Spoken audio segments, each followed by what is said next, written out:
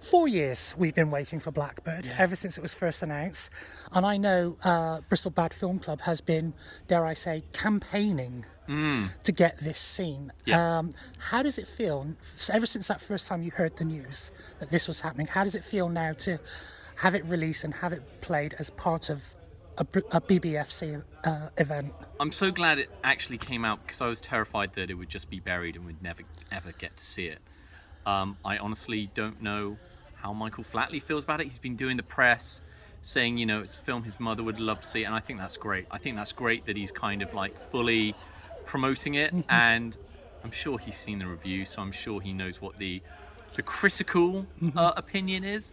But the fact is, you know, we had over 200 people here and they all seemed to have a good time with it. So hopefully he embraces the fact that audiences have fun with it for maybe a different reason that he envisioned. And hey, if he wants to make more films, I would be happy to kind of watch them, because I had a good time. I had a good time. It's not Casablanca, it's not Casino Royale. It is something incredibly unique. So did it meet or exceed any expectations that you had? I honestly didn't know what to expect.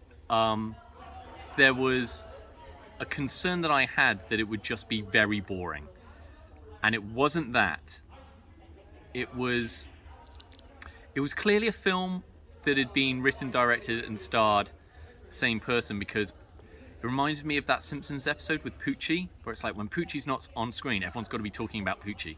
And it was like that. Everyone's always talking about Victor and how great he is and how he's the best of us. And every woman was throwing themselves at Victor. So it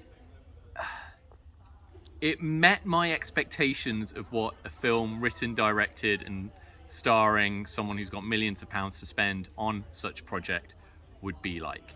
And luckily, it was entertaining for all of its 88-minute running time. Just one last question then. I want to talk about, obviously, the press reviews following its premiere last night in Ireland.